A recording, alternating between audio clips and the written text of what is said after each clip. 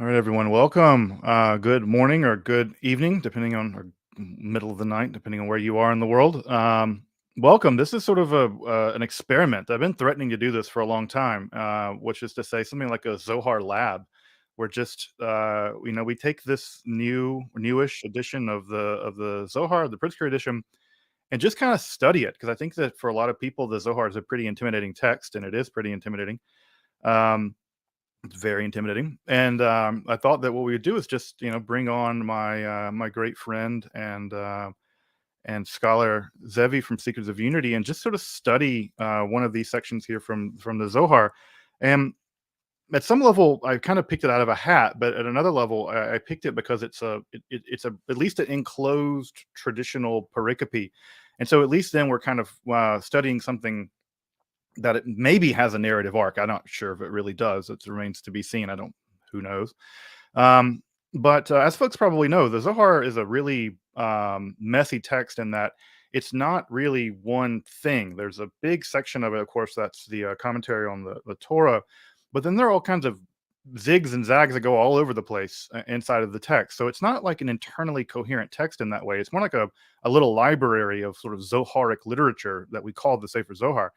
And the section we're looking at, the pericope we're looking at, is traditionally referred to as Yanuka, the child. It's just about a weird, brilliant child who's very strange and might be divine. Um, but at any rate, it's buried kind of in the middle of Parshat Balak. Although in the Cremona edition, it's actually in Devarim, which is interesting because Devarim doesn't have much. There's not much Zohar on Devarim, and so originally in the Cremona edition, it's stuck there. But in the most traditions, including the Mogolios, it's actually stuck in Parshat Balak. So what we're going to do is we're just going to read it and comment on it as we go. So it's not going to be anything super fancy about it. We're going to dive in and out of the Aramaic, I guess, as we need to or as we want to. And again, I don't know how Zevi feels. I'll let Zevi say some introductory words as well. But I feel definitely like a beginner in Zohar. I always feel like a beginner. I never, as much as I've studied this text, I never feel like I have a grasp on it. I always feel like it's, when they talk about beginner's mind, I always have beginner's mind when it comes to Zohar. So, not going to be here to impress anyone in terms of like some deep Kabbalah knowledge because this text is bewildering. And, again, I want to be honest and humble about my Zohar chops, which are not highly developed. And even the Aramaic can be often quite challenging. So, with that said, I want to have Zevi say a couple of introductory words, and then we'll dive in. We'll have at least an hour and a half or so, and we'll get as far as we can, and then we'll do it again next week, I suppose, until we get finished with the Yanuka. So, Zevi, thank you, brother. Thank you for coming on and diving into some Zohar with me. Thanks for having me, Justin. I think it's a really great opportunity. We talk poetic about how great this text is and how wonderful it is and how abstruse and esoteric and arcane it is. But what a great chance to actually, as you're saying, do this in Zohar Lab and get a chance to pull out a classic piece of Zohar and go through it together in good old fashion. And it's probably going to be very bizarre and confusing. And I think anyone that's coming for mystical enlightenment on the spot might be disappointed. But if people are coming to have a good time to grapple with a very beautiful classic text, then I think they're in the right place, and I'm excited to do it with you. Wonderful, thank you. I just messaged Zevi out of the blue and was like, "Hey, do you want to do this?" And Zevi was about it. So thank you for being willing to jump in. Well, it's a pleasure. So, all right. Well, I guess I opened the trap, I guess I'll be the first to walk into it. So, let's start. Let's start there. And folks, the links for the section we're looking at are in the description. So if you want to follow along in English or Aramaic, at least for this first part, and so you can do that over at Sefaria. Also, I'll put the link in for the diplomatic edition of the Daniel Matt text. Folks want to look at that. It begins on page in the PDF, page 83. If you want to look at it in Daniel Matt's his diplomatic Aramaic edition. All right. So Rabbi Yitzchak and Rabbi Yehuda were traveling on the road, and they reached a place called the village of Sichnin, which is a real place. You can go there today. They lodged with a woman who had a small son, a Yanuka, who was in school every day. That day he left school and came home, and he saw these wise men. His mother said to him, "Come near these distinguished gentlemen, and you will gain a blessing from them." He approached them, but before getting too close, he turned back. He said to his mother, "I don't want to go near them because they haven't recited the Shema today. And I've been taught that whoever does not recite the Shema at its proper time is under a ban, is under a nidui the entire day." So, where to begin in all this? So first of all, the Yanuka, the child, and Yanuka, you get the sense that this is like a 4 or 5 year old, 6 year old. It's not an adolescent. You shouldn't think of this person. They're like in cheder. They're like this is like a 5 year old. And so so what's really interesting, we'll get to this in just a second, is that he knows without talking to them, just by getting close to them, that they're potentially in violation of a serious breach of Torah, which already gives us a clue into the fact this child is very unusual. In fact, later on, we'll hear the rabbis declare he's not even a human being, and he may not be a human being. So, again, also we're not told why they come here, at least if you read the Daniel Matt edition. But if you look at the traditional Aramaic, it does give you some clue why they might be there, because this is also the town where the Sava comes from, another really important character in Zohar mythology we'll get to maybe later. But it's interesting about this pericope, at least as it opens, is it doesn't really give us much of a clue as to why they're there. They just sort of show up, and that's sort of the dreamlike character of the Zohar. The Chavraya, the companions, are just roaming around, and it's like a dream where you kind of come to and you're just somewhere. And in the sense, in this way, it's very much like they sort of come to and they find themselves at this house. Zevi? Yeah, Justin, you mentioned the age of this child, and we're going to see soon that the child is very brilliant and articulate and learned and perhaps even superhuman.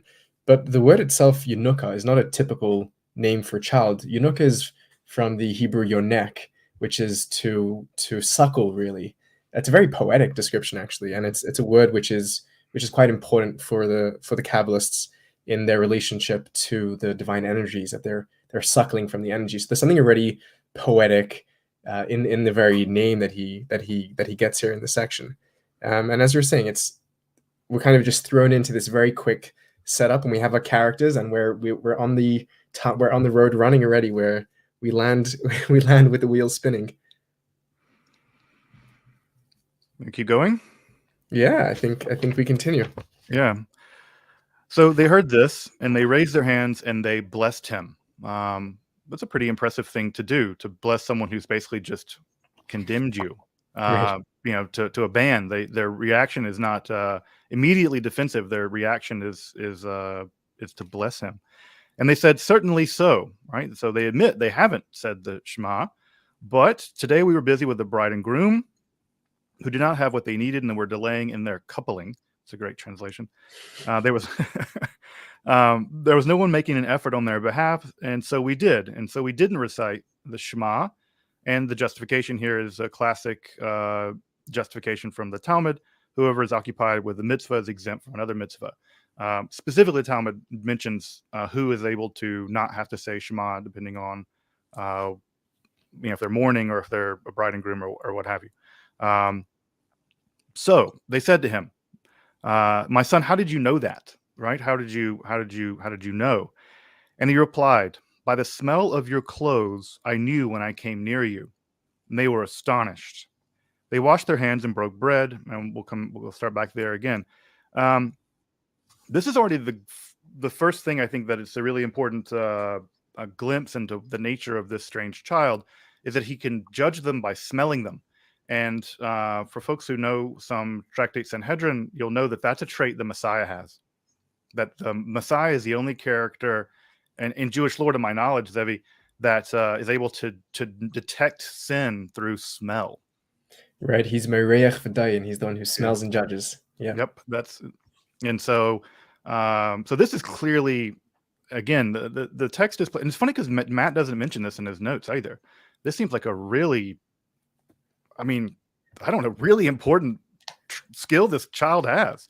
Is It's that an he has interesting admission, yeah, on his it's a, behalf. it's really conspicuous, I think, that that he's able to do basically a messianic thing. He has this miraculous ability of to smell and to judge. Yeah, So it's so not yeah, very it's not very far off either, right? That often there's an association between the child and the Messiah. Those are two types that are conflated as well, right? yeah. Again, it's just an interesting. I mean, maybe this Daniel Matt just thought everyone knows this, but I don't know. Nice.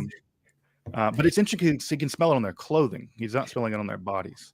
Yeah, Like, there is this motif of the mitzvot, the commandments that we fulfill as being the clothing that we wear, and also the mitzvot of having a smell. There's this classic description of the smell of the etrog and the smell of the mitzvah. There's the smell of Eden, which is on pieces of clothing that the patriarchs in Genesis, according to the Midrash, smell on each other. So there definitely is this rabbinic motif that associates the smell of clothing and mitzvah. And it's interesting that sort of what's our odor as we walk through the world, and it's our good deeds in some sense. And he's a sensitive child, and he smells that on them. He smells that there's a lack, and they're legally just the lack. He smells lack, right? He smells the Yeah. lack of Shema on them. Yeah, that's fascinating. Yeah, it's And not, they're 'cause basically we don't think of odors as being negative, like a lack of something. right. But he can But smell there's the the lack. fragrance of Shema, which is not present on them, right? Which is interesting because they've covered their bases, because they were busy in a very beautiful thing. They were busy in seeing to the needs, raising money for a bride and groom. But still, even though they were legally not culpable, they still didn't get that smell of Shema. They still didn't get that. They still didn't get that. So that's an interesting thing that he picks up on. That's right. And is it the case, like, I mean, I know that bride and bridegrooms and other kinds of people are exempt from saying Shema, but would they be in this case? Assuming that assuming they were the only people capable of doing what they needed to do for the bride and groom, then they would be exempt. Right. It's an interesting justification, because as far as I understand this rabbinic loophole of osek b'mitzvah, patur mitzvah, if someone's busy in a mitzvah, they're exempt. Firstly, you have to be the only one that's able to be doing it, and no one else.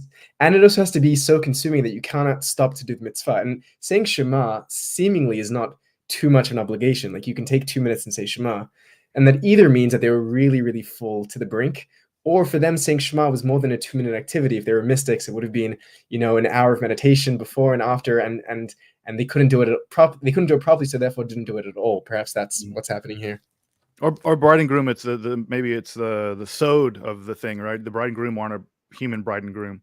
That this is some Sfirot stuff that they were busy in a different unification, you're saying? Yeah, it's a different yichud. Like the yichud they're doing is some other deeper mystical thing that it has nothing actually to do with the. Interesting. That reading didn't occur to me. That's an interesting one. There is talk of the Rashbi, or Shimon Bar Yochai, the hero of the Zohar, that when he's famously in the cave for 13 years with his son, that over there he's exempt from any mitzvah, because he's just busy in creating the yuchadim. He's affecting what the mitzvah affects. So that's an interesting sort of secret reading here, which didn't jump to me. Yeah, and if the Rashbi also just says he's exempt from ever saying Shema. Right. Because because he's affecting Shema without having to say exactly, Shema. Yeah. Right. So at any rate, yeah, I think there might be. I don't know. Again, it's the thing that the Daniel Matt commentary goes immediately to the halachic nature of it, but it might not be just merely a halachic question. Maybe something else going on there. All right. Do you want to pick up? Sure. It's also a nice point here, just by the way, is that, like, someone else's material needs, like the bride and groom, let's say it's a physical bride and groom, their material needs, according to both halacha and Zohar and Kabbalah, they trump your own spiritual needs, which means you can't say, oh, I'm so holy, I can't help to, my friend who's in need. It's like, no. You put aside your spiritual work and you go and help.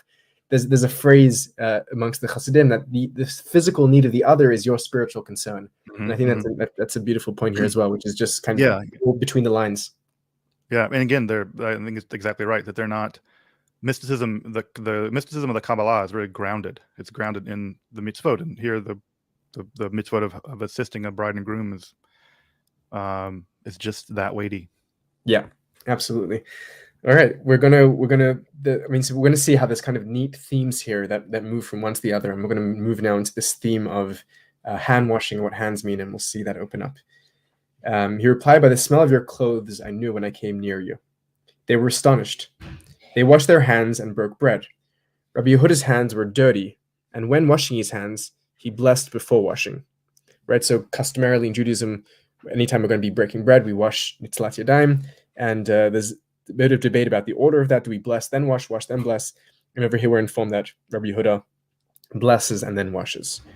He said to them, if the child says to them, if you are disciples of Rabbi Shmaya the Pious, a Talmudic sage, you shouldn't have blessed with filthy hands. Whoever blesses with filthy hands is liable to death. So he's really holding no punches here. First he goes for excommunication. Now it's the death penalty. He's really quite a polite boy to be around, as we could see. The child opened saying, and now the child's going to admonish him for washing his hands in the incorrect order. Quoting from Exodus, when they come into the tent of meeting, the Ohel Moed, they shall wash with water that they do not die. We learn from this verse that whoever is not careful about this and appears before the king with filthy hands is liable to death. So from the fact that the verse says you should wash your hands and not die, means that if you don't wash your hands, you will die. Why? Because the fingers of a human being inhabit the height of the world, which I thought was an exquisite line here, and I wanted to hear what you thought about this, Justin. That the reason why we're liable to death is because the fingers of the human being inhabit the height of the world. They're omdim berumo shel olam. What did that jumped right at me? What did you see there, Justin? Yeah, I mean, and there's tickets to two things that are jumping out here that are really interesting. The first, and we're going to see this a lot, and Zevi and I may have a disagreement about this, is just the degree to which the Yanuka is meant to be kind of a Jesus-like character, right? Because in many ways he parallels Jesus a lot. For instance, we already got the messianic stuff with he can smell and judge, but I think that what's interesting about the Yanuka is that whereas Jesus was very liberal about the question of hand washing, the Yanuka is the strictest possible person when it comes to this, well beyond normal halakha, right? He says, no, you're violated, you're subject to the death penalty.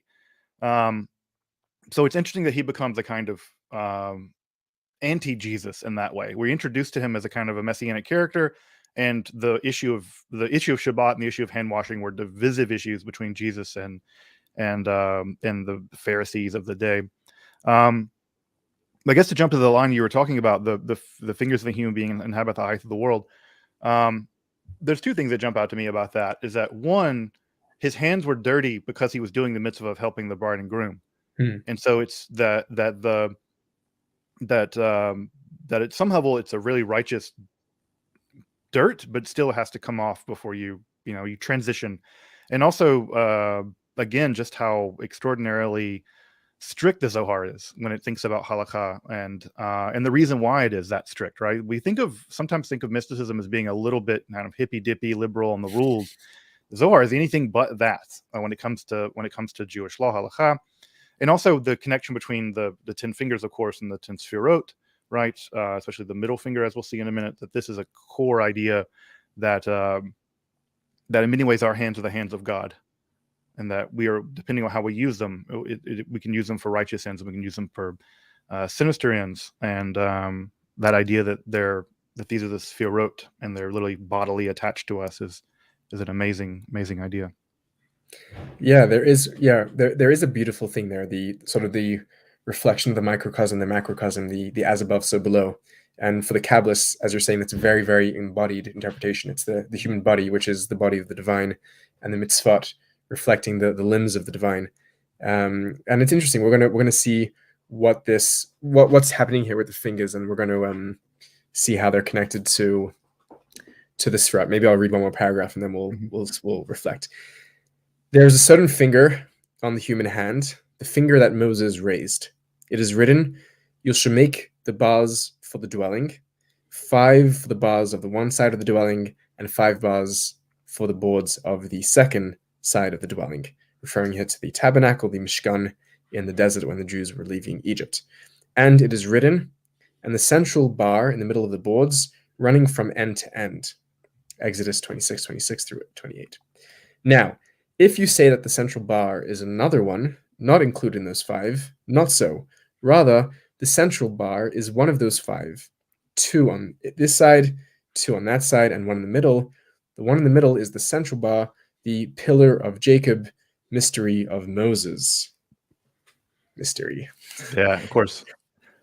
I was saying earlier that we're lucky that this section of the Zohar doesn't have all the constant like Raza de Raza, like mystery of mysteries, and this section's a little more tame when it comes to those kinds of things, but we do get it a little bit. So maybe we can explain this a little bit, Yeah. because I was trying to find a picture to illustrate this, but it's actually kind of hard. This is the kind of thing that Zohar loves, is taking very obscure points about the Torah and the law and making them very big deal. And so basically what we're talking about here are the planks that go on the walls of the Mishkan, and basically the girding structure that holds the whole thing up.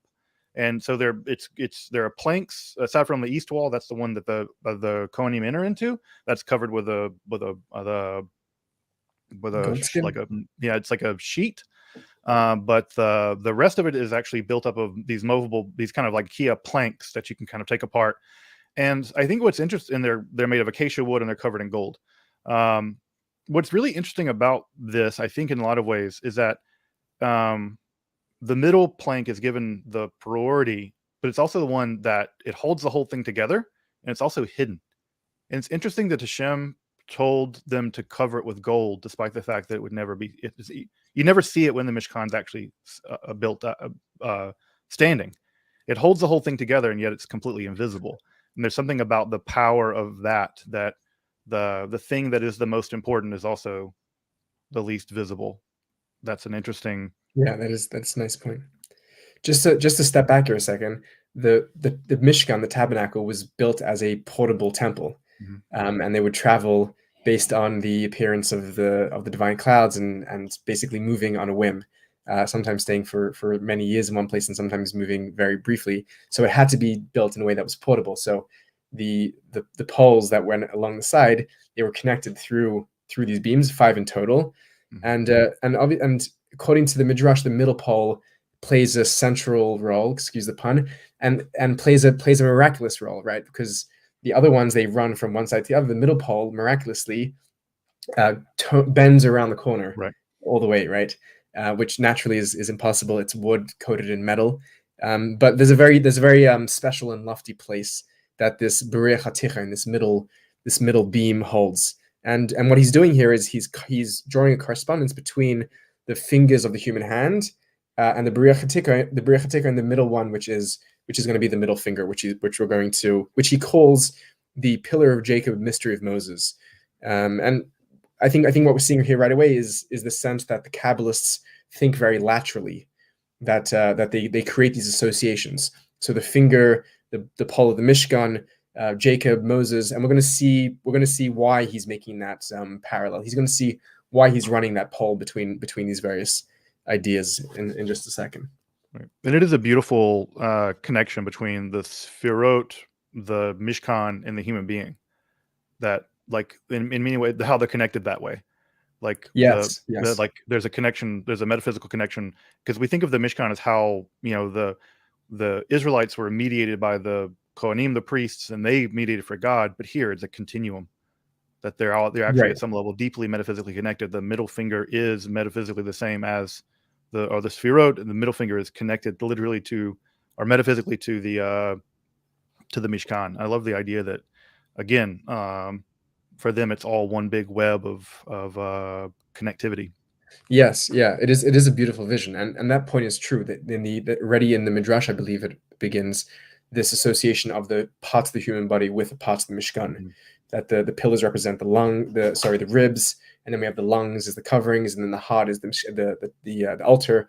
So there's this one-to-one comparison, and obviously every time we tell that parallel, we tell it slightly differently. So here it's the fingers that are holding together the beams, and I think if we don't make it explicit just yet, it's going to be Yaakov, which represents Tiferet, and Tiferet is going to be the middle beam. But I think we may see that in just a second. Yeah. And maybe for folks who are following along, what might not be obvious in the rabbinical logic here is the connection between washing the hands and the Mishkan.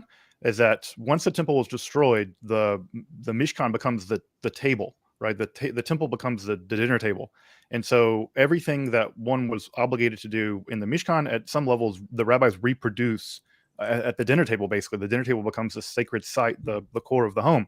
And so therefore the issue of washing of hands, because it was a central issue in the Mishkan, becomes a central issue at the dinner table. So that's the connective tissue in the rabbinical mind. Otherwise, it just seems like, why are they talking about washing hands and now they're going to talk about the tabernacle? It's because the tabernacle is the dinner table. Yes, that's very good to point out that the priest, yes, that sometimes you take these things for granted. The priests, when they come in to do their service, they wash their hands, both in tabernacle and the temple, and the shulchan replaces the mishkan, particularly certain parts of it, and therefore we come when we come to a table to eat, and eating is a very central theme for the Zohar, the mystery of eating, right? When we come to eat at the table, we're effectively performing an act of, we're serving at this divine meal to elevate. We're making our own sacrifices. So that's a very beautiful connection there. Yep. Will you continue reading, Justin? I will.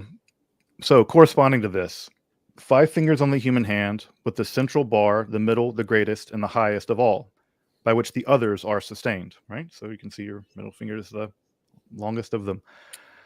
Those 5 bars are called 500 years, through which the tree of life extends. There's a midrash about this, that it takes 500 years to go up the tree of life. The Holy Covenant is aroused by 5 fingers of the hand. It is a concealed matter that I have spoken. Now, here's where we might get into territory again, where Zevi and I and Daniel Matt might disagree. But I guess before we get there, I guess they laid the correspondence out on the nose, I guess, at least at this point. So I don't think, I'm going to belabor that too much. Yeah, this is the part where we might get to the more sexual reading, the more autoerotic reading, where the word arouse there in Aramaic is a pretty explicit word. I mean, I think that they could have used a lot of words, but the word definitely has sexual connotations to it. And I mean, again, the idea here of being aroused by the 5 fingers of the hand is a concealed matter of what I've spoken. That phrase, that the Aramaic there for "it's a concealed matter of what I've spoken" is only used in that formulation when it talks about divine arousal. So the question is, what are the hands arousing? And of course, I think Daniel Matt's reading and many other people's reading is that this is sort of this is God arousing God's self. And that we also arouse God when we are engaging in mitzvot and righteous activity, and that arousal stimulates the divine energy to flow out of the sefirot down to us. So I know that Zevi, you mentioned to me that you have some issue with seeing sex and Jesus all over the Yanuka. What do you think? Yeah, no, I'll tell you. It's funny. We were chatting about this before, and I said that scholars love to stir up a controversy. So there's this Christocentrism and this phallocentrism that every text must be either homoerotic or about Jesus or about something of that nature. And I think scholars overdo it sometimes. But when the text is very clearly doing it, I'm the first to admit that the Kabbalists that's a hypersexual system, and their universe is one which is sustained by a heros gamos, by this divine coupling between the masculine and the feminine, the divine, and that's the whole goal of the Kabbalists. It is an erotic goal. I'm far be it for me to deny that. And I think we have to look on a case by case basis what they're saying here and trying to understand it. And I think over here, there's a few good reasons to lean to the reading which you're saying here and which Matt puts forth.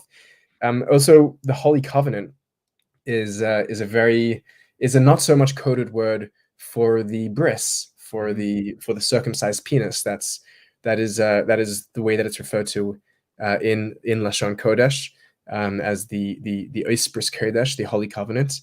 And that's not a problem for the Kabbalists to be discussing. I think some people may assume that the Kabbalists, being religious figures, are going to be prude. They're not. But I think there's a lot to unpack in these very short lines, which is worth unpacking. And I think that discovering the sexuality or eroticism here is really just a first layer. I think there's something deeper here, which is the fact that it's a Yunuka who's describing this. It's a child who's describing, and it's interesting because the Kabbalists, when they speak about eroticism, it's usually in a divine coupling between a heterosexual masculine and feminine relationship, and the Yunuka, the child who's not yet at the age of such a relationship, is describing an act of autoeroticism. And there's something that we can pick up. There's an immaturity in his sexuality, right? Um, I was chatting about this text with a good friend of mine, Melilla Helner Ashed, who's a great scholar of the Zohar. I've become friends with here in Jerusalem, and Very humble flex. I was chatting with this with a friend of mine. I think one of the luminary scholars of our day has published a lot of really amazing stuff on the Zohar. So yeah, and not just an incredible, not just a really world class scholar, but also a really beautiful human and mystic in her own right. But so she was, we were chatting about the Yunuka because I wanted to get some insight from her, and I got a chance actually to sit down and read it some with her. It was a very beautiful experience, and she was kind of she was pointing out these themes that the child is very clever and really knows how to play the game, knows how to do the Kabbalist thing of like the middle finger is Tiferet, is Yaakov, is 500, is like really knows, but like hasn't had sex and therefore is using these immature imagery in some sense, and there's a lack of development. And we're gonna and she says we should look out for these themes as we go along. So I wouldn't disagree with you that this is sexual. I think it's an underdeveloped. I think it's an infantile sexuality in some sense. yeah, and it's interesting too because there's a variant reading of that of Isar, Itar. There's a variant reading that actually shows up for whatever reason in Cordovero. It's in the Oreo. It's in his commentary, which is again because folks may not know this, but the Zohar exists in lots of manuscripts, and there are lots of different readings of it. But the other reading of that word arouse is iskazer, like has a lot of meanings. Circumcise is one of them, and so it's just interesting, like that. On the one, we have two almost different readings here, where one is aroused and one is circumcised. When one is about sort of limiting sexual energy at some level, bringing it into control. The other is obviously instigating it. So it's really fascinating that the variant and the words there are relatively similar in spelling or whatever. It's interesting that the manuscript tradition could contain two very different readings, Right. almost contradictory readings. Right. No, that is interesting. Yeah, I think there's also a lot of interesting. I don't know how much we'll be able to unpack here, but we kind of just dropped in this notion that it was the what was the expression we used here in English? It was the pillar of Jacob, right? And the mystery of Moses, and Moses we'll get to in a second, and the 500 years. Jacob, the Kabbalists associate with the sphere of Tiferet, which counting not from the beginning but from Chesed is the fifth, and it's along the central pole. It's that which holds together Chesed and Din, or Chesed and Gvura, and we're going to see. I think it's important for those that understand what that may mean. It's important to hold that image in mind because these are the sort of the colors that the Kabbalists paint with. And when he puts a splash of Tiferet and a splash of Moses and a splash of the number 5, like he's painting a picture with these words here in a sense. Yeah, I think that's great. Yeah, and it's really important to hold on to those because, I mean, again, this was written as insider baseball with Moshe de Leon and his circle. They all know the code language, and we're walking into a conversation in which we often don't know the code language the way that they're speaking. Gonna do the next paragraph? You want me to do it? Sure. Therefore, all blessings of the priest depend upon the fingers. The spreading of Moses' hands was based on this. So the blessings of the priest, the Kohanim, they spread their fingers when they bless the people, right? From Star Trek, it's being made famous. And then the spreading of the hands of Moses, when the Jews go to war against who are they fighting at the time? It's Midian, maybe. Moses famous Amalek. Moses famous raises his hands and it's held up So this is the hands that we're connecting here, the priest and Moses. If all this inheres in them, if all of this is present in the fingers, isn't it right that they should be clean when by them one blesses the holy, blessed one? So if so much power is invested in the fingers that they arouse the holy covenant, they're the blessings of the priest, they're that which Moses holds over the people, should we not wash them? So here he's continuing to throw shade at the guy for not washing his hands. For by them and their paradigm, the holy name is blessed. So you who are wise, how could you be so careless about this and not heed Rabbi Shmaya the pious, who said that all filth and all dirt are offered to the other side, the Sitra Achra, for the other side is nourished by this filth and dirt, which is why the fingerbowl water is chayva, sin, and chayva, an obligation. Okay, so let's unpack that just a little. There's pretty dense stuff here. So just to back up a second, in the Kabbalistic system, the cosmos is generally divided into two sides: as the side of the sacred, and the other side, the side of the impure, the klipot, generally speaking. And the side of the klipa needs sustenance, needs something to continue its existence, but it doesn't get that directly from the face of God, from the side of the holy. So it takes bits and pieces. So the dirt underneath the nails is little bits of sustenance that if we're not careful about, it will be sustained by them. And so there's the tradition, therefore, of washing the hands before, and the washing of the hands before the meal is an obligation, which is chayva, which is the Hebrew for obligation. But chayva, if you switch out the hey for an aleph at the end, becomes chova, which is sin. Sin referred to as the lack, the absence. It's that which the other side, the Sitra Achra, is weaning from in some sense here. That's right. It's also interesting that the argument here is about washing the hands before the meal, but they're talking about what now he's switched. The Yanuka has switched his reasoning. He sort of moved the goalpost, right?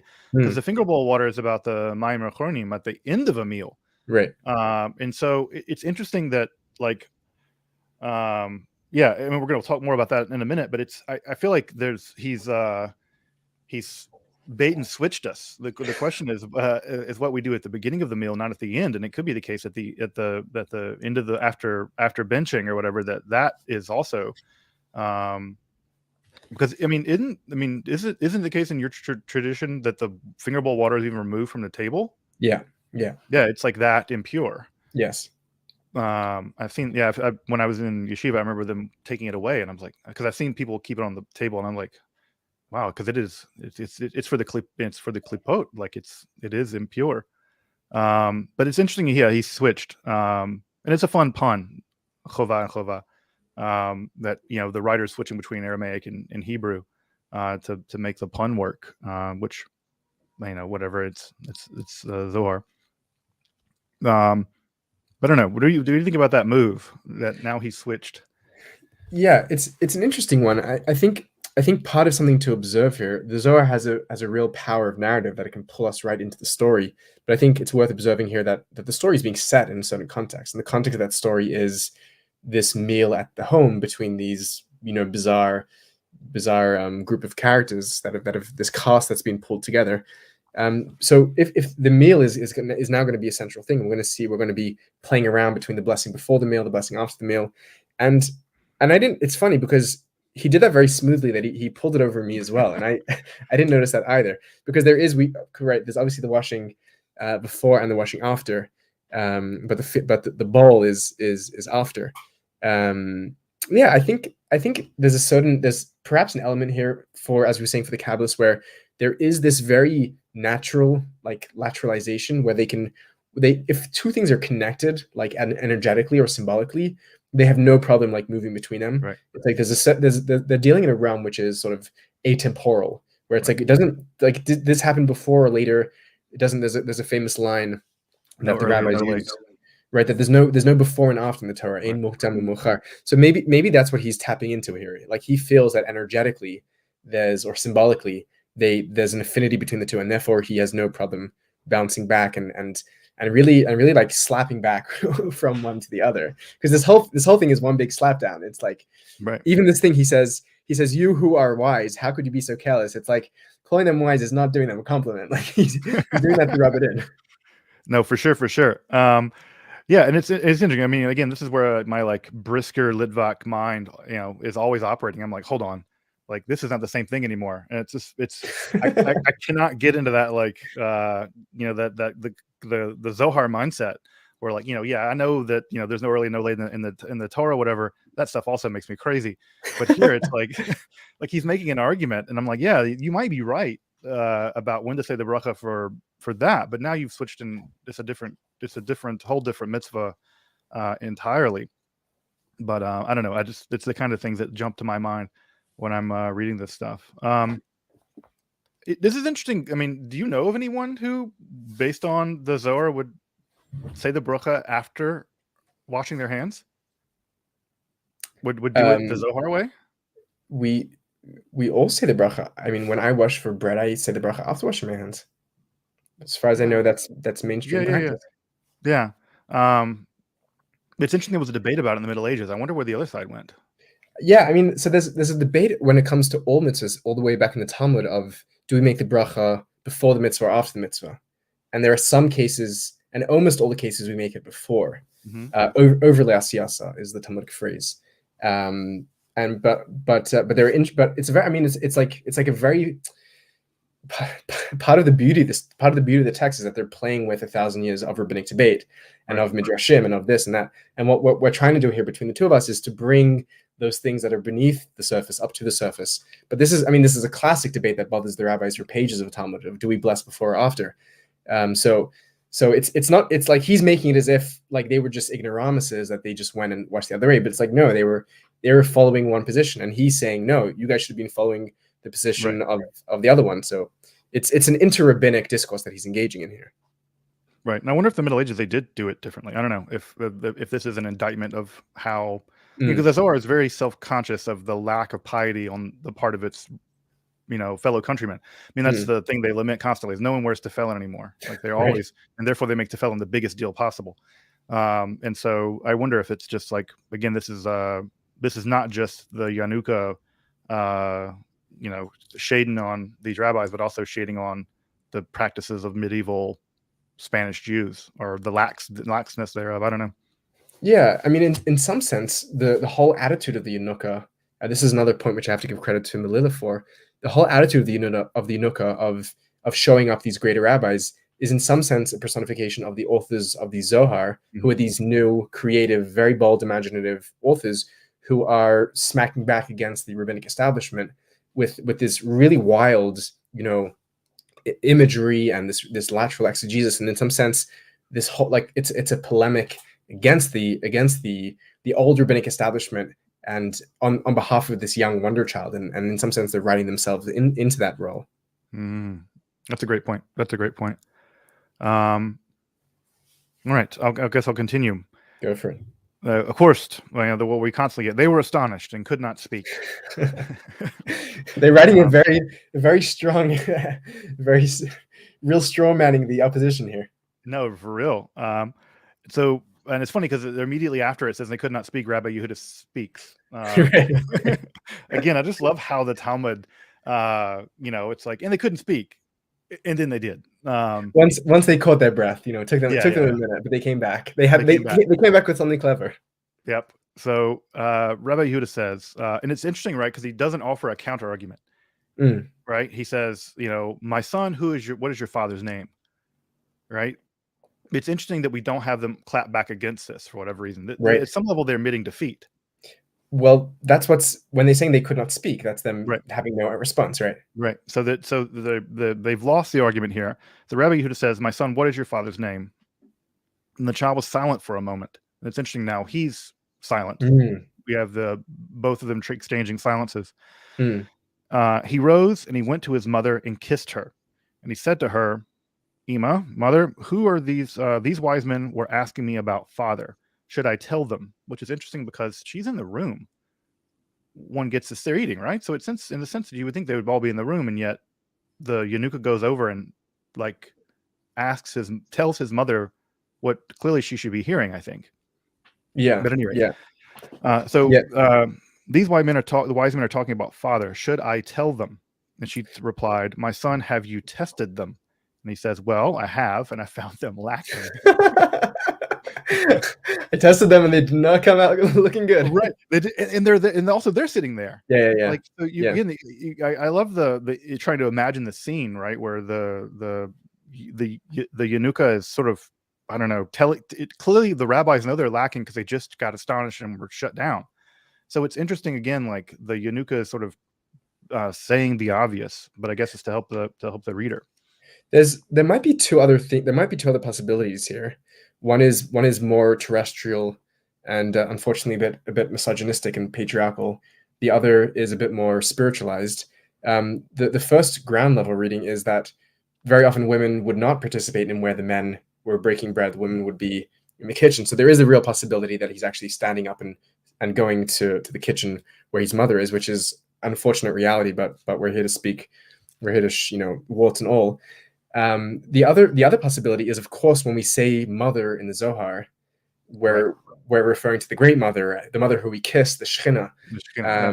and then the Father, who is Father. It's obvious. It's Kodesh B'rich. It's the divine Father. So there is perhaps a sense also here where we're bringing in these spiritual characters into the story, turning to, and we're going to see that it's an intimate moment between him and his mother. Mm-hmm. Or between him and Shekhinah. And we're going to see in a second that it's actually a bit of a painful subject, or which may even be a little insensitive for the guest to assume, that there was a father in the picture.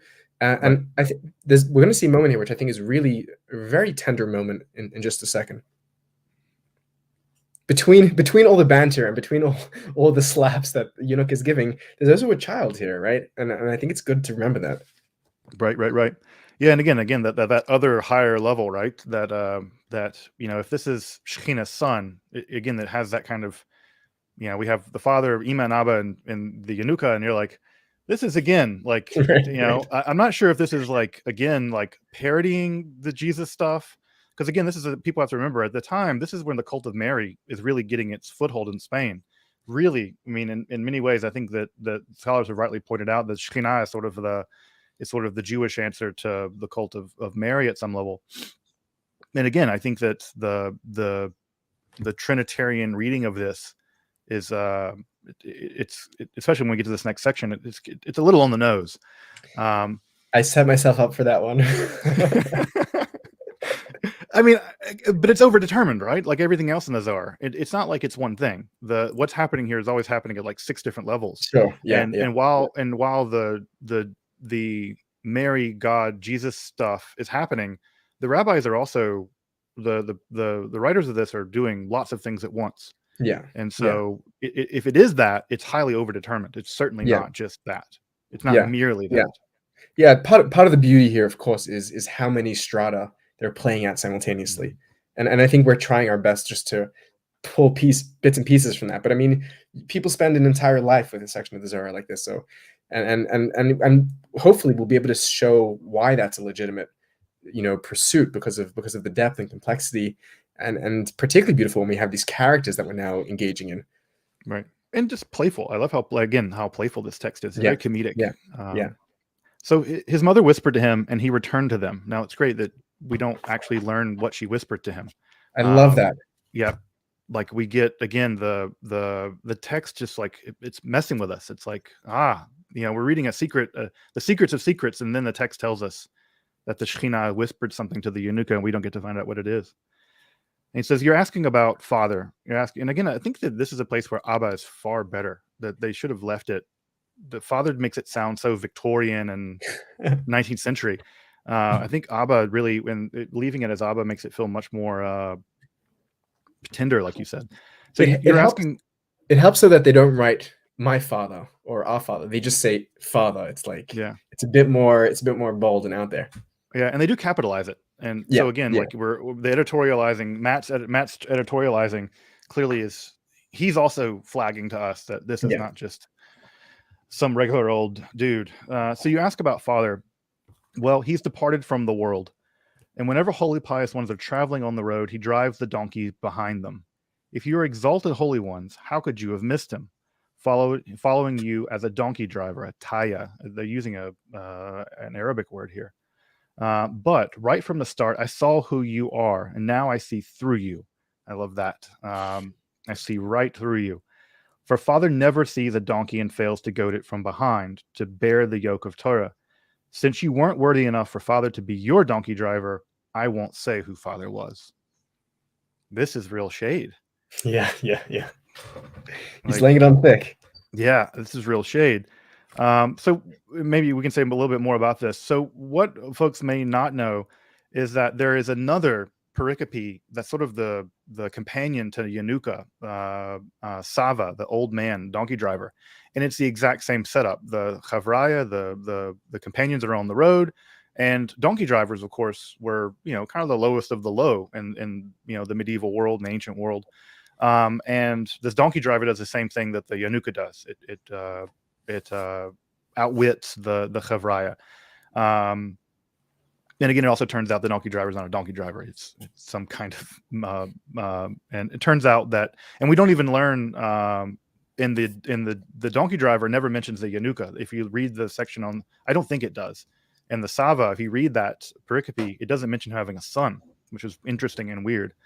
But at any rate, I like the idea that we typically think of the Shekhinah as being in exile, but here it's the father in exile.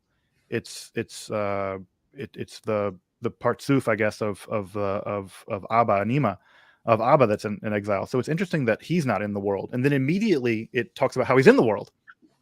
He is in the world of the donkey driver. So it's, again, the Zohar is like loves just mucking about with logic. It'll say he's departed from the world, and yet, what do we know about the father? He's a donkey driver that only drives the donkeys before the exalted holy ones. Yeah, I think there's some Talmudic context which might be helpful to add here, which is that when sages and the righteous die biologically in the Talmud, they don't die, they don't actually die. There's just this sort of departure or this elevation that they experience. The Talmud famously says that the righteous, even during their deaths, are called living, and the wicked, even during their lives, are called dead, which is a really, I think, profound psychological observation. But then there's some very well-known Talmudic passages of sages who have passed on physically or biologically, and yet come home every Friday to make kiddush for their wives and for their children. So this theme of the deceased sage being very present in the world is certainly within the realm of the Talmudic mind. And I think also, like, we have to realize that this is not a 21st century Western text, and there are cultures where the dead are part of the living realm in a very real way. I think of many Latin American traditions where that's very much the case. So we may have to try not be anachronistic here and be comfortable with the dead still being around. What really struck me in this paragraph was it happens all quite quickly, and we can miss it. But they ask him, "Who's your father?" And he goes up and whispers to the mother, and the mother whispers to him. And we learn now that we're fleshing out his identity, and part of that identity is that he's an orphan, right? Is that his father is departed from the world, and the last thing that you want to ask a child whose parent is deceased is, "Where is your dad?" or "Where's your mom?" It's like you can imagine that the sages are then they're eating their own words in some sense, because he's like, "Yeah, my dad's dead." Like that's why he's not around. But then he doesn't give them.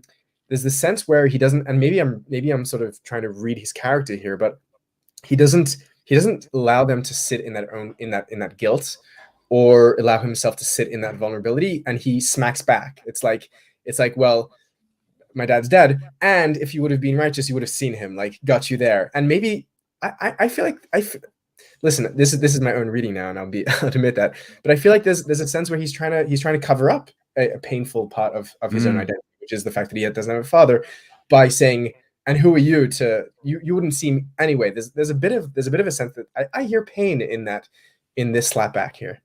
Yeah, it's just a way the 6-year-old would respond from being hurt. Hurt people hurt people. Yeah. And so you get the clapback does feel like it feels like the response of a child. But I guess most of us, when we're faced with grief and trauma, we grown people even undergo kind of reversion. But yeah, I sense that as well. Also, I just like the fact that the Zohar has this cast of characters, and it's great to like. I don't know about you, Zevi. When I'm reading like some fiction or something, or I'm reading things, and you get to like learn from different stories about how a universe works. The Zohar is kind of fun like that because you learn little bits and pieces of things. And if you've studied other parts of the Zohar and you got to this, you're like, that's who the Yanuka's Right. father is. You Right. you could you could totally be surprised because you've read about this donkey. The donkey driver is all over other parts of the Zohar. Yeah. Um, and then you get to this section well off into Bamidbar, and close to the end really Yeah. of the Zohar, and there's really this sort of revelation like, oh, like this is a family. Yeah. Yeah. It's a very nice kind of literary bit of world building here of like adding a character that we always knew but never had a person for, and beginning to link up Mhm. those parts together. It's quite exquisite. And so it's nice. um um I guess I'll pick up. So Rabbi Yehuda said to Rabbi Yitzchak, it seems to me that this child is not a human being. And he's probably not. Um, that's also a Talmudic phrase. I think it said of Rabbi Yochanan that sometimes he's praised as being meta human. So it seems to me this child is not even human. And then they ate. I like that transition. You have this moment where they're like, my God, this child might be divine of some kind, and then they're like, okay, let's eat. It's a very Jewish transition. It's also the one thing which only humans do, right? The angels don't eat Yeah, they classically don't eat. when they pray to humans in rabbinic literature. What is it? I'm curious what it is in the previous paragraph that make them respond that he's not human. Is it that he's privy to the realm of the undead, of these angelic beings? Is that what's making them feel that he's not human? Yeah, and maybe this is a charai, right? Maybe they've encountered the donkey driver themselves. They know this Mm, guy. mm, They've been goaded. mm, I mean, they in this case they weren't goaded on by him, but right. they always get together and talk. And surely you can imagine that one of the I don't know in the Sava who it is, what the characters are that are being with the donkey driver there. But because one can imagine they're like, hey, did you ever meet this weird donkey driver from so to so, and who's like knows all this Torah? They may have heard this and they're like, oh crap, like it's this kid. So maybe the writer of the text kind of uh like they know things that we don't know they know, of which one it would be the Right, miraculous right, character of the right. Sava. Right. It's also what's fun about this, I'm thinking now, like the way that it's blurring mythology and literature and real lived experience. Like living in Jerusalem now for the past few years, there are totally these characters, like these donkey drivers, like it exists. Like you'll bump into like Mhm. a plumber or a gardener or a street cleaner who can just like begin reciting pages and pages of the Talmud, and they become these figures of lore and imagination like in your own minds. And there's more famous characters. There's like the famous shoemaker and the tailor who are just they're just like geniuses when it comes to Kabbalistic like lore. And so these are in a sense they seem fantastical, but they're fantastical in a way that's actually totally realistic, in like Mhm. in that these characters are actually there, of like people of great sagacity and piety who are living ordinary jobs, doing ordinary labor. And then also the sense where the rabbis may be like taking these characters and turning them into these like mythological parts of their stories. So there's a sense where I get a sense from living here in this very bizarre and holy city where it's not all just literary fiction. Like they're playing with actual like events and characters in their own lives, and that's how it feels to me. No, I totally agree. And also I think it's always um you also get a sense of like the writers of this text are themselves kind of in exile. Like Mm, they're self-consciously aware that they're not like the other rabbis. And so I think that the one of the lessons here to take away from, and a lesson that I think that they want to have other people learn about them, is mm, be careful who you think doesn't know secrets of Torah. right, right. Like, the child, a donkey driver, or whatever, like you have to be careful because you need to be humble, because just because you're highfalutin medieval Spanish rabbi, you may not even have it's you that's not worthy to have Yeah, the yeah, Taya come before you. And so we have yeah. to be, we have to be careful about who as scholars or whatever, Right, it's really right. important to never put yourself above anyone, Yeah, because yeah, it could be the yeah, case that you could have these people could have unimaginable Torah or unimaginable knowledge, yeah. and we dismiss them before learning from them. Yeah, yeah, yeah. Yeah, we are tapping here into this motif of the hidden sage, or the hidden pious, the Lamed Vav, the 36 hidden Mhm. hidden saints of every generation. It's a very beautiful idea. The sense that, like, be careful who you talk to, because the bus driver and the guy who served you pizza and the cashier, they may just be like one in a generation sage, and you want to Right, pay attention to what they're going to say. They may drop some wisdom on you, and it right, kind of creates this possibility where every stranger is there to be like this beacon of wisdom, and it changes the way that you interact with quote unquote ordinary people, because who isn't there's no such thing as an ordinary person. Everyone has of wisdom course, to share, and that yeah. paradigm shift is a gorgeous one. Yeah, I mean, there's a great line in the instructions of Amenhotep, one of the earliest wisdom pieces of literature we have. It says, "Learn from the scribes and learn from the washerwomen." I Mm, love the idea of the lowest and the highest, like because everyone has something, everyone has wisdom. So yeah, I think that one of the lessons that you get from the Yanuka and from the Saba is be careful who you don't learn from, yeah, because also with the Yanuka you might get schooled. yeah, you oh you yeah. might you might get involuntarily learned. You might get Um, sniffed out, yeah, right? yep, exactly. So it's like, hi, like you think you're so high and mighty, but yeah, wait till the Yanuka comes. Oh You get yeah. schooled by a 6-year-old. Um, so so the eight, and that child was still speaking words of Torah, innovations of Torah. I love that phrase, innovations of Torah, because Mm, I love we tend to think of um, there's two things going on. I think with that Chodshe Torah, I think that's what it is, and the Aramaic. I think the one we tend to think of the Torah's knowledge as all something that's been revealed in the past, and therefore we've lost it all, or we're every generation's weaker. It's kind of a Talmudic idea that we have less and less and less in every generation.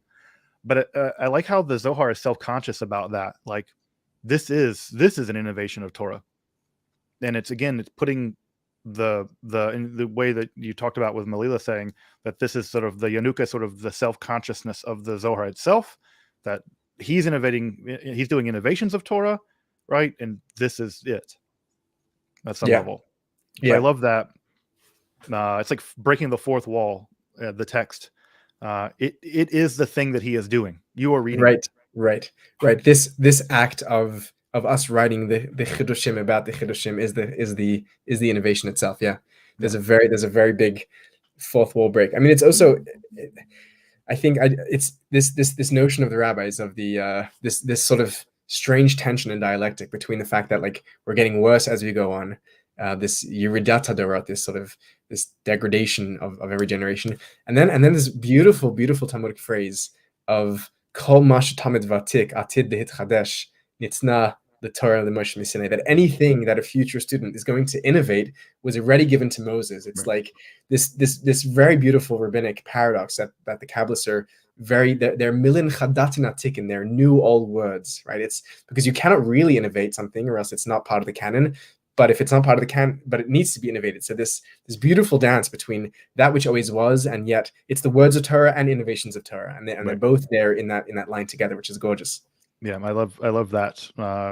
Innovations of Torah will be a great name for a shul. Um, Chidushei uh, Torah. yeah, Kaddish Torah. I think it would be like, because again, it's kind of chutzpahdik, but it Mm. also is it's I don't know. I've always, yeah, it would be a cool name for a shul.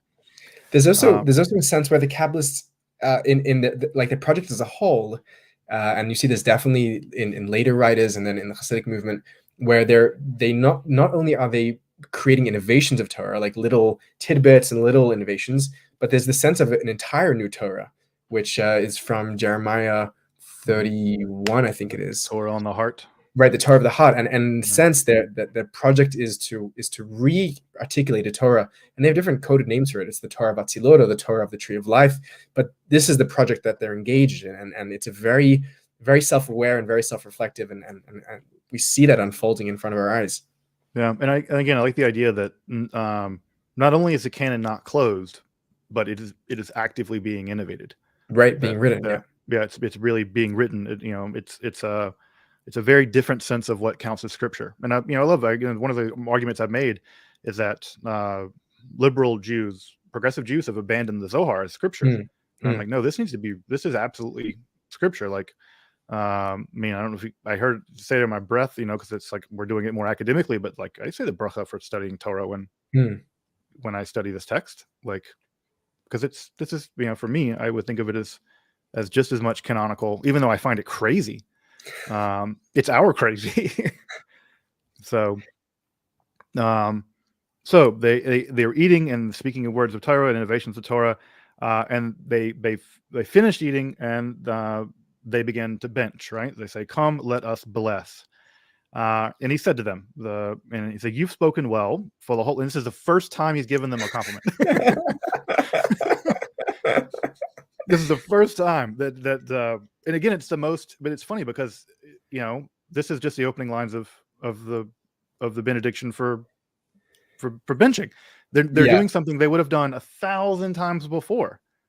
And There's a great humor here. Like his yeah, compliment is more of a sting than his burns. it's an absolutely backhanded compliment.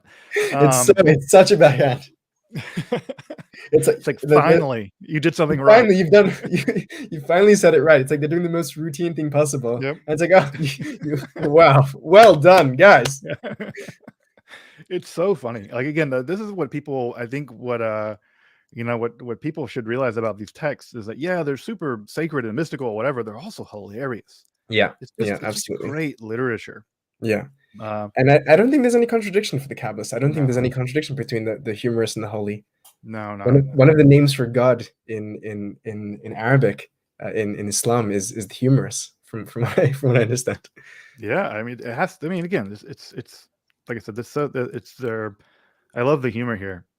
So he said to them, "You've spoken well, for the holy name is not blessed by the blessing without an invitation." So this is where we're going to get into some complicated stuff about being invited and inviting, this weird, interesting dialectic of invitation and being invited. Patach v'amar, he opened. That phrase, he opened, by the way, you see all the time in the Zohar. Although it's interesting here that we don't hear him ever say "come and see" like we always see in the Tachvazeh. That we never see him say that, at least not yet. That's a common way of when Zohar talk. But we're about to see a Tachazi come up in he'll do it later. Which folks should know that that's a self-conscious change on the part of the Zohar writer, because he's sort of riffing on the Midrash or the Talmud, which is always Tashma, come and hear. The Zohar is very visual, come and see. Right, which of course is riffing on the revelation at Sinai, which is both visual and auditorial, and those two things. The Shmiya and Riyah, hearing and seeing become interwoven, and for the mystic, it's about actually seeing the reality as opposed to just talking theory. They want to see and experience it for themselves. Right. So he opened. Let me bless Hashem at all times, always his praise in my mouth. This is from the Psalms. Let me praise Hashem. What prompted David to say, "Let me bless Hashem"? Right. So it's a weird thing, right? Let me bless. It's a strange. It's like asking for. We think of praising God as sort of an obligation that you simply just do, as opposed to the idea that you have to be invited to do it. So David saw that an invitation is required, right? And he said, "Let me bless." So whenever a person sits at a table, the Shekhinah appears there, and the other side, the Sitra Achra, appears there as well. When he expresses an invitation to bless the Blessed Holy One, the KBH, the Sitra Achra is overwhelmed, and she is arrayed in her blessings, the Shekhinah, facing above, whereas the Sitra Achra, the other side, is excluded. And if a person does not express an invitation to bless the Blessed Holy One, the other side, the Sitra Achra, rejoices and tingles at having a share in that blessing. So this is this dialectic again, right? Where at all times we're in the Zohar's imagination, we're either feeding the Shekhinah, we're all getting closer to the Shekhinah, or our actions are feeding the Sitra Achra, they're feeding the Klipot, the other side. And so what the Yenuka is arguing here for is that if you're sitting at the table, if if you want to do the blessing correctly, you have to have an invitation to do the blessing. And if you do the blessing without an invitation, that feeds, at least in part, feeds Sitra Achra. So I think that's what the argument is here. Yeah, I might add a bit of a Hasidic reading here, which is my own lineage, where like this stuff can all seem kind of bizarre and esoteric, and like, who are these demonic beings that we are and that are at the table? It's like, what kind of medieval nonsense is this? But I think there's something quite profound psychologically going on here as well, not to the exclusion of anything else, which is that when we sit to eat, there's a lot of energy at that table. There's a lot of kilojoules, there's calories, there's energy that's going to go somewhere, right?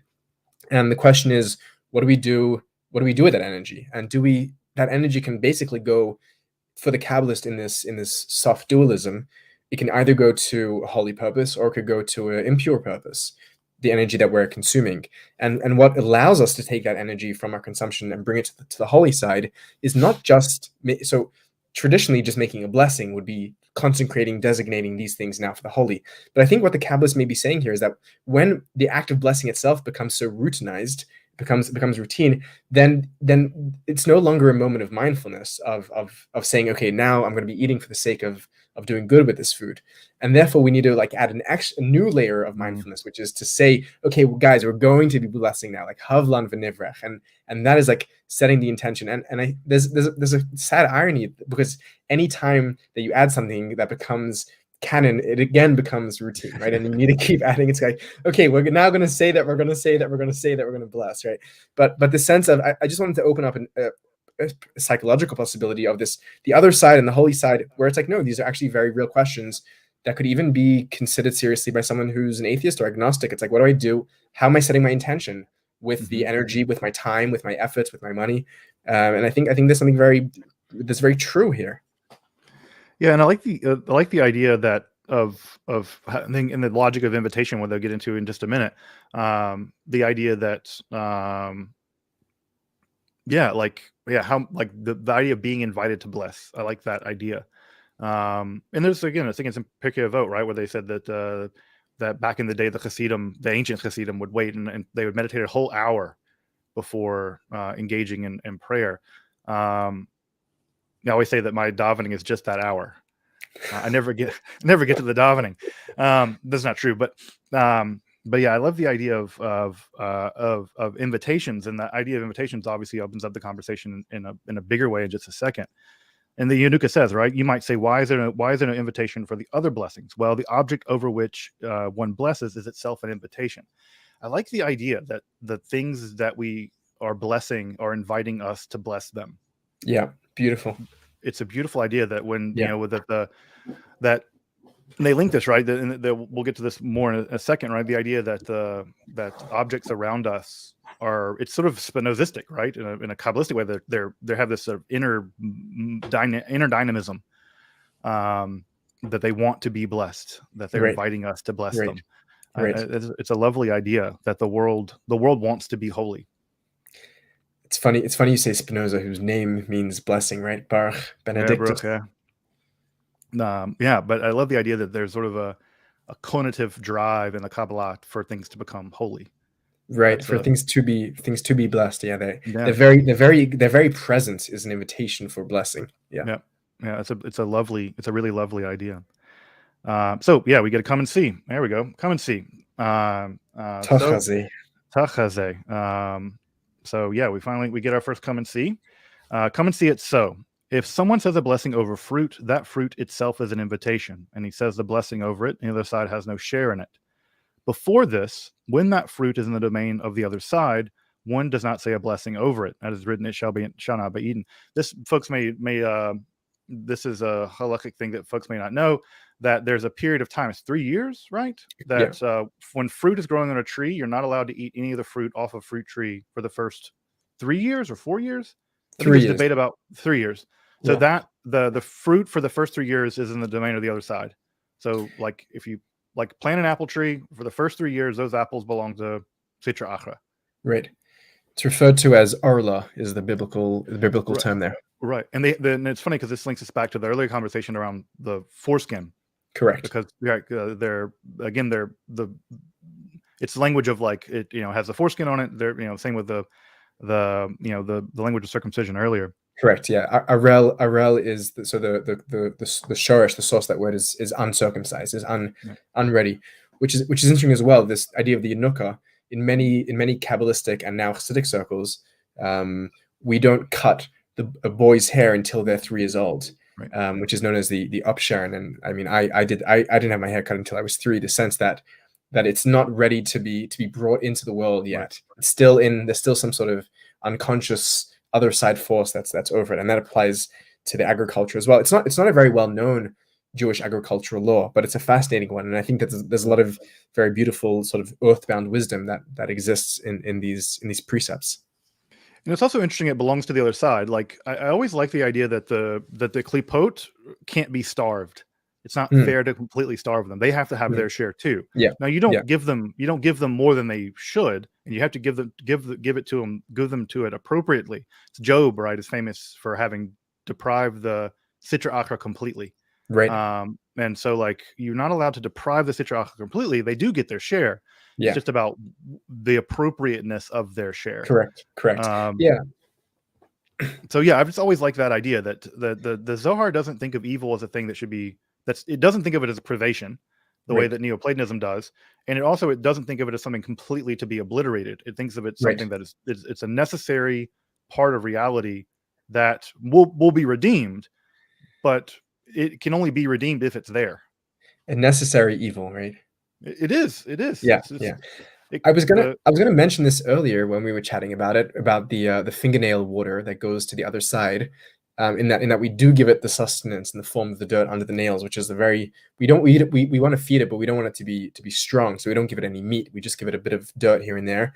Mm-hmm. But it's a very profound idea, which I know, Justin, you've covered in some of your brilliant content. This idea of giving the devil its due is a very rich Kabbalistic idea.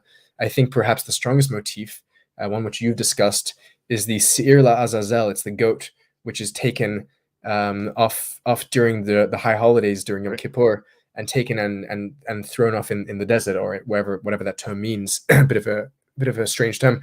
But the Kabbalists read that as that there's one goat, one sacrifice which is given to God, and the other one which is given to the Satan, or to the other side, because if we don't give it its due, then it's going to come demanding it from us. Right. And again, just to add in the psychological element, which is I guess my Achilles heel, is that we can't like ignore the shadow in the human. The shadow would be, the psychological version of the other side here. If we just try and starve it, be like, no, we're just pure people. We have no dark side in us. Then you're lying to yourself. Like, you have to actually give that part of you its due. And I think that a lot of modern psychology, it's like, no, there needs to be places where people can let off their aggression, where people can have a place to express, violent, hateful tendencies in a contained way. And that's giving the psychological devil its due. And I think this is I'm always reading, when I see the Kabbalists discussing something metaphysical, I'm always thinking that they're also talking on the psychological level. And I think that's very much here the case as well. Yeah, I think you're right. Yeah, and again, I like the idea that, if I ever see a fruit tree that's less than 3 years old or whatever, when you see the fruit growing on it, you're like, it really is forbidden fruit. Like, it doesn't belong to this world. It is for the other world. Yeah, that's just I know. It also makes the world kind of spooky. Like, there's just fruit trees out there for the other side, but they're not so spooky. It's just that it's the way that nature is set up. It also makes it. I think there's a big difference here between the sacred and the profane, or the sacred and the secular, where the secular sense is that whatever is in front of me is available to me and I can take it, and the sacred is like, no, there are things which you're not allowed to touch, the things that are forbidden to you, and that sense of prohibition creates this realm of kadosh in Hebrew means separate. Right. It's a sense of saying there's one day a week where you're not allowed to do work. There's 3 years where you can't touch the fruit. And it's a sense that it's like the human is not the be and end all. You don't decide when you can eat from the tree or not. The tree has its own nature, and the tree and the Torah, which purports to be, knowing the nature of reality, will tell you when you're allowed to touch it. You're not allowed to touch it just whenever you want to. And there's something quite beautiful about that, I find. Yeah. I mean, the same with the corners of the fields and things like that. They're things correct. That just, you're they're not for you. So so that no blessing will be said over that fruit, and the other side will not be blessed. You can't, if you say the blessing and eat the fruit too early, then it's for Sitra Achra. As soon as it leaves his domain, the domain of Sitra Achra, it may be eaten and a blessing is said over it. It's interesting it's interesting the order there. It can be eaten and a blessing is said over it. It should go the other way. Yeah. Right. I don't know. This the stuff my mind goes to. So it can be eaten and a blessing set over it, and the fruit itself is an invitation to the blessing. Similarly, with all things of the world over which blessings are said, all of them are an invitation to blessing, and the Sitra Achra has no share in them. So again, it's about when things are appropriate to consume and what things may not be appropriate to consume at all. Right. I think the point maybe that is ending here is that when it's subject to blessing, then it's able to be redeemed from the other side. It's that which is not blessable, which cannot be eaten either. Right. Because if you do bless it, you just it just further gives to the other side. Because Right. I mean, but the Sitra Achra has it. It's like it's giving too much. It's giving too much. All right, I'll finish this paragraph. Now you might say, so too with grace after meals, the cup of blessing isn't the invitation. Why come let us bless? Well, because previously when one drank and said, the one who creates the Borei Pri Hagafen was the invitation, what creates the fruit of the vine, the cup was the invitation. So now for benching for grace after meals, we need a change for another invitation, right? Because we need another. We it's if you're drinking wine, you've already done the first blessing, so you need something new must be there. Since the cup is for the Holy Blessed One, not for food, therefore a verbal invitation is required. So it's just a problem of you've already said the blessing, so what? Why So now you need you have to ask permission to bless again. Was that paragraph satisfying to your Litvish mind? Yeah, I mean, I do like that, yeah, sure. Like as much as any of this is logical stuff. I love when they see problems when they don't. That's always my I'm like, this is the thing that struck you. This is problematic, right? Yeah, like of all the things, right, that is problematic. So yeah, but there is this Talmudic and Litvish kind of side of the the Gavra Chefza without getting too complex here, but like this object has already been blessed for. It's already been spoken for. It can no longer be an invitation for blessing, and therefore, because it's already like exhausted its invitation, it needs to be re-invited in some sense, and it's that's a cute sense. All right, so let me check the time. So I got about 8 minutes left for today. We're gonna be doing this for a while. This is gonna go on for half as long as your Maimonides series went on. I think we covered more than I thought we would. I think we're doing good. Yeah. Do you want to pick it up and we'll? I think we're just about.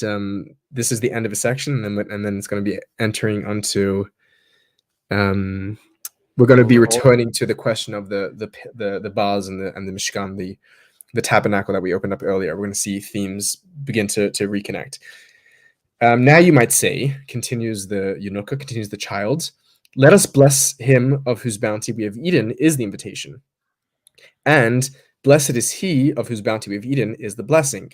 So he's saying that within the prayer of the benediction of the grace after meals, we already have a self-contained invitation and blessing. So why do we need to add another verbal blessing? Certainly so. But let us bless is another invitation. The preceding, which is the verbal exclamation that he was congratulating them for. The preceding invitation is an invitation to the cup of blessing, undefined. And once this cup is grasped, it becomes another invitation with the phrase "Let us bless" to the upper world, from which all sustenance issues. Therefore, it is expressed in a concealed manner, for the upper world is concealed, and an invitation can be expressed towards it only with this rung, the cup of blessing. So here he gives an esoteric answer to a Talmudic question. And I apologize, Justin, for the text. But so to unpack this, he's saying that it seems already that we have an additional invitation. We don't. So fine, the cup's already been used. Its invitation has been spent, but we have an invitation in the blessing itself. And he says, yes, that's fine, and that's a self-contained blessing. But there's another thing here which needs to be blessed, which is the real source of sustenance, which is not the food, but it is the upper world, is where the shefa, where the divine, where the divine mazon, where the divine sustenance comes down to us from, and that we can only bless specifically with the cup of blessing. There's something concealed about the cup, and concealed, mirroring concealed, can do that for us. And I'm wondering what it is what's this rung of the cup of blessing that's concealed? Do you have something on that, Justin? I mean, I think that that must be the case that, I mean, again, the Zohar is thinking about everything as existing simultaneously on several different ontological levels, and that you can move your analysis up and down those registers of reality. And I think that what the argument here is that the rabbis are never going to let what is apparently a redundancy go to waste. Right. And so the apparent redundancy isn't a redundancy. It's that one is the invitation for like the cup of Yetzirah, the cup of this world, but the actual other one is for the supernal cup. And therefore you move up a register, and therefore it eliminates the redundancy, and it satisfies the need for the second invitation. Yeah. There's also a sense where the cup. I mean, the play of register also has to be symbolized. They're not just pulling out of thin air. There's something which they're going on. And I don't see Matt making reference to this, but I know that there is a custom amongst Kabbalists and amongst the Hasidic in the Hasidic world, where the cup of red wine represents concealment, because if you look down directly into the cup, you don't see to the bottom of the cup. You see your own reflection, and the lack of transparency of the wine, which is, and the Kabbalists prefer red wine for this and other reasons, represents concealment itself. And it's very woven into their reading of Shabbat as a day of concealment and a day of mystery.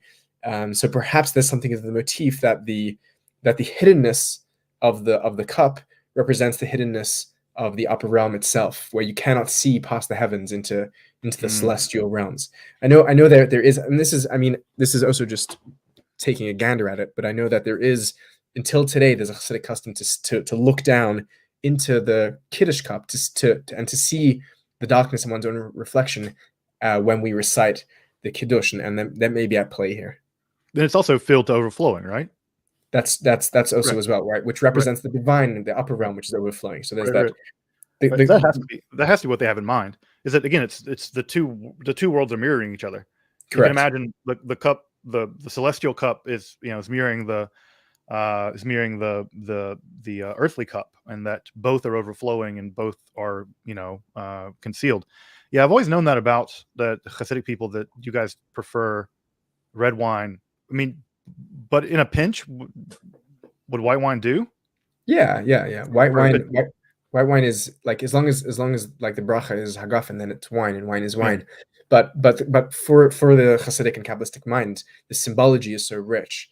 That they're wanting to tap into. There's also, this point that we're saying here, I think is here in the text explicitly, that the preceding invitation is invitation to the cup of blessing, undefined, that there's the terrestrial cup, and then there's the undefined cup, and the undefined cup is the celestial cup, which is this cup of mirror, which is also such a powerful idea. When you raise your cup down here in this world, there's this sense where like there are multiple things happening. There's the physical cup which you're raising, then there's like the astral cup which you're raising, and for the Kabbalists, those are all interwoven in that act, which is part of what I love about it. It's so tied into the act of eating and drinking, and it's not that they're like meditating away and getting there by holding the cup. They're holding multiple cups, metaphysical cups, cosmological cups. Right. Yeah, I think that's and again, it just like shows how deep the tradition is in terms of how this stuff has been really taken up into it. So, all right, do you want to finish the last line of this section before we wrap? Let's do it. Rabbi Yehuda said, Happy is our share. Ashrei Chalkenu, for since days of old until now, I have never heard such words. Surely, as I said, this is no human being. So Rabbi Huda ends by praising that from days of old until now, from days of old until the young child, no words we haven't heard these things. Surely this is not a human being. An exclamation of his astonishment with what he's encountered, and he's feeling grateful to be in the presence of this child, which indicates to me a sense of humility that although he's been really beaten up and he's also quite bruised and soaring from the young child, he feels deeply grateful to have encountered this celestial human who's just pouring out these deep riches and wisdoms upon the sages. Yeah, and I love the literal reading of from days of old, Min Yom Alma, from eternity. Hmm. I love, like, when you from days of old just sounds like, olden times, but I love the idea that that there's out of eternity there's been Hmm. nothing like this. That the Yanuka is eternally, what's the right word? Like, there's something weirdly unique about him out of all eternity. I Right. love that. The scope can Right. get really big if you read it really literally. Yeah. I Um, mean, we also have to pull out of the narrative here. We're being intoxicated by the narrative, but remember, it's the authors that are writing the Yanuka. So when they're writing, wow, these words have never been said since eternity. They're talking about themselves here. You're right. talking about the Yanuka, which is them, the Zohar. So No, and again, their tongue is planted in their cheek. I mean, they're again, this is an old text for us, but like you said, this is an innovation of Torah. They would have been like, wow, no. And again, Moses, Maimonides, God forbid, but Moshe de Leon, like the first time we see a quotation of the Zohar outside the Zohar is in one of Moshe de Leon's own books, where he's using it as a proof text for a point he's hmm, making. it's I love already the the audacity. Yeah, I love the audacity of that. And again, are we surprised that this guy and his friends would be audacious? Of course not. I mean, No, no, they're wildly audacious. this is They have both the audacity of the 6-year-old and of the 90-year-old Saba. Both of them are in there. no, right. And I think that's a great point, is that they both are, the child and the old man. Like, Yeah, they have the audacity, but also it's a very grounded audacity. Like, these are not wild guys. They're really, every single word of this is grounded in the Chazal, in the Torah, and they speak the tradition. It's not like they're coming yeah, out of the tradition, but they're taking really, really powerful new ideas and getting the tradition, the tradition speaking them. yeah, So, on the one hand, they're very audacious. On the other hand, they're hyper traditional, yeah, yeah, yeah. much more so than Maimonides. Um, Right. They're not quoting Aristotle here, for example, yeah, which exactly. is where their power comes from, right? Yep. All right, folks. Well, I don't know how many pages we got through. We got through like 10, 5. Um, I think in Hebrew we've gotten through just like a daf. I think not even a daf. Yeah. It's great. Okay, guys. Well, folks. Well, I just want to say, like, I think, Zebi, we've agreed we're gonna do the entire Yanuka. Yeah. Yep. So we're gonna do the entire thing. This is like a long. This is a pretty long text. So, uh, I think we're gonna try to do it every week and work our way through it and see how it goes. But I'm glad the folks could hang out.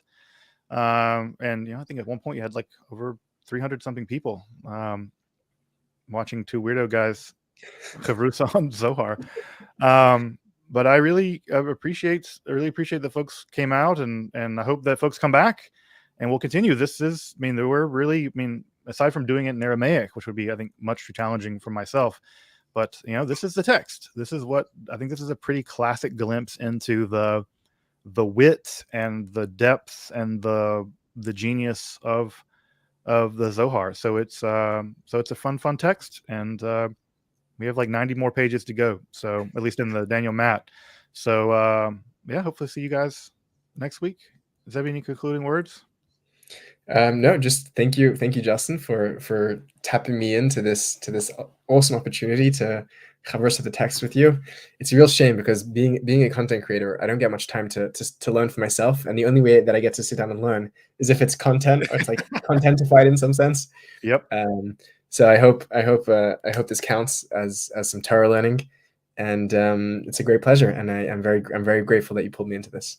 Of course, of course. All right, folks. We'll see you next week for more of the wit, wisdom, and burns of the Yanuka. See you guys.